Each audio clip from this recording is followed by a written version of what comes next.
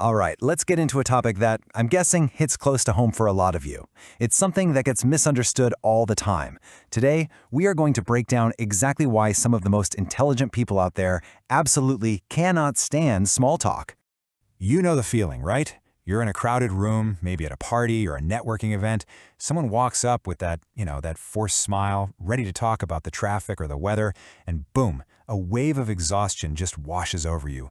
You play the part, you nod, you smile, but inside, your brain is just screaming, looking for the nearest exit. And people are so quick to slap a label on that feeling. You've probably been called antisocial, maybe awkward, or just told you need to loosen up and make more of an effort. But what if it's not a social flaw at all? What if that deep-seated hatred for superficial chit-chat is actually a sign of a highly advanced mind? Okay, let's really dive into this. First off, we've got to acknowledge the real-world strain this causes.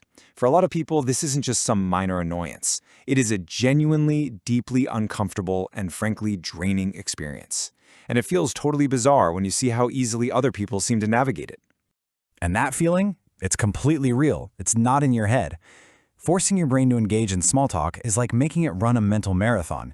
You're carefully managing every word, every nod, every response.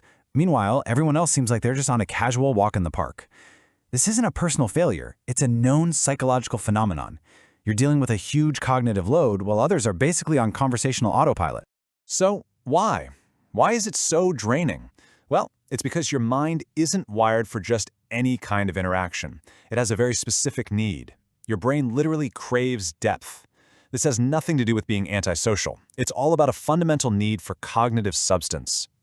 And you can really see the difference right here. On one side, you've got a mind that's totally fine with surface-level stuff. It's easy, low effort, no problem.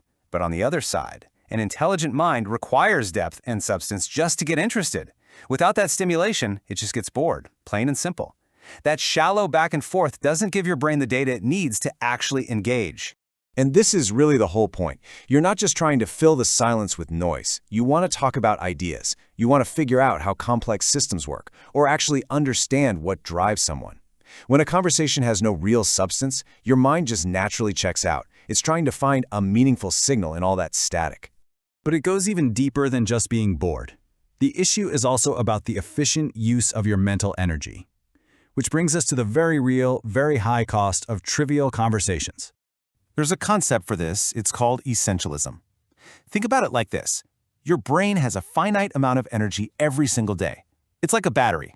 Every decision you make, every task you do, and yes, every conversation you have drains that battery.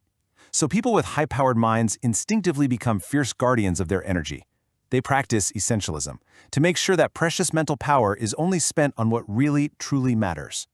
And that's why small talk can feel so, damaging. It's like a leaky valve on your mental energy tank, just constantly dripping away your cognitive resources on pointless exchanges. This is exactly why you can go to a party, talk to a dozen people, and come home feeling physically exhausted. You spent a ton of mental currency and gotten absolutely zero intellectual return on your investment. So, to survive in these environments, you've probably developed a very specific defense mechanism. It's called intellectual camouflage. It's basically the mask you have to wear to seem normal, so you don't make other people uncomfortable with your natural intensity. And this performance is just exhausting. You have to actively slow down your own thought process. You have to hide your natural curiosity and intensity, and you have to fake an interest in things you couldn't care less about. Maintaining this polite, casual act is the reason you can come home from a day of normal chats and feel completely and utterly burned out. But wait, there's one more critical layer to this whole thing. It's not just about energy. It's about a deep, deep need for genuine connection. It's like having an allergy to anything that feels fake. See, highly intelligent people often have this finely tuned radar for everything. You read microexpressions, shifts in tone, the energy behind someone's words.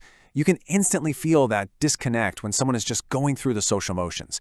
And that inauthenticity, it's just grating. It feels wrong. This all leads to a totally different kind of conversational math. I mean, just look at this comparison.